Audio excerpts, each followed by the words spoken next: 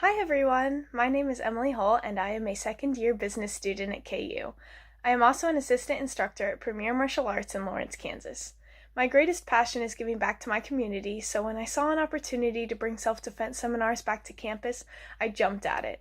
I talked with the Emily Taylor Center earlier this semester and we scheduled our first seminar for tomorrow, April 11th.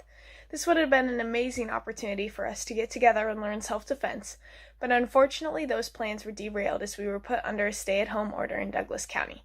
However, we are making the most of the situation by putting most of the content online for you to either do at home, either on your own or with a trusted quarantine partner. The Emily Taylor Center will be posting a series of these videos throughout the semester, so stay tuned for more content.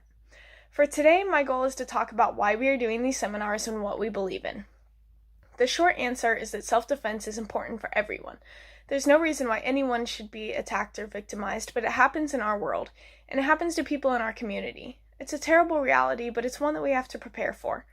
The Emily Taylor Center vision is for a KU where people of all genders can learn and thrive in a safe and affirming community. While working towards this goal of a safe and peaceful world, it's important to make sure that we have the tools to defend ourselves if necessary. Now, it may seem a little counterintuitive to create a peaceful world with a physical response like self-defense, but there's so much more to it than just kicking and punching. When you know how to protect yourself, you gain confidence, which in itself is a deterrent for attackers. Just the act of knowing how to defend against physical attacks can indirectly protect you more than you know.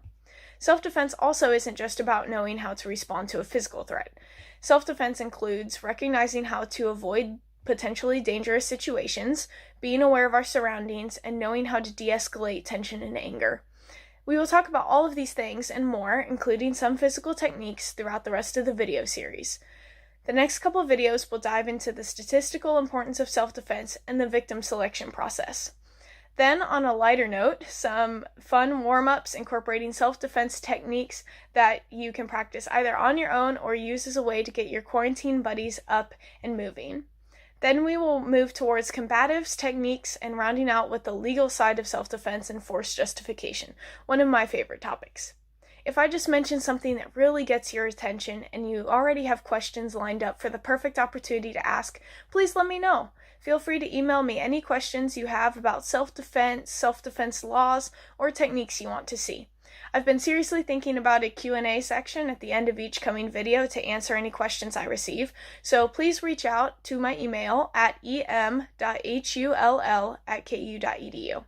This also applies if you are unable to perform a technique seen in the videos due to injury or mobility issues. At Premier, we have students from all different backgrounds and abilities, so we have already worked out many ways to modify the techniques for different ability levels.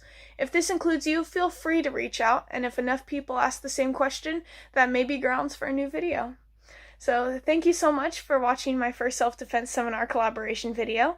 I'm super excited to be working with Premier Martial Arts and the Emily Taylor Center to bring self-defense seminars back to campus next semester and virtual seminars to online followers this semester. Again, feel free to reach out with any questions at em.hull@ku.edu,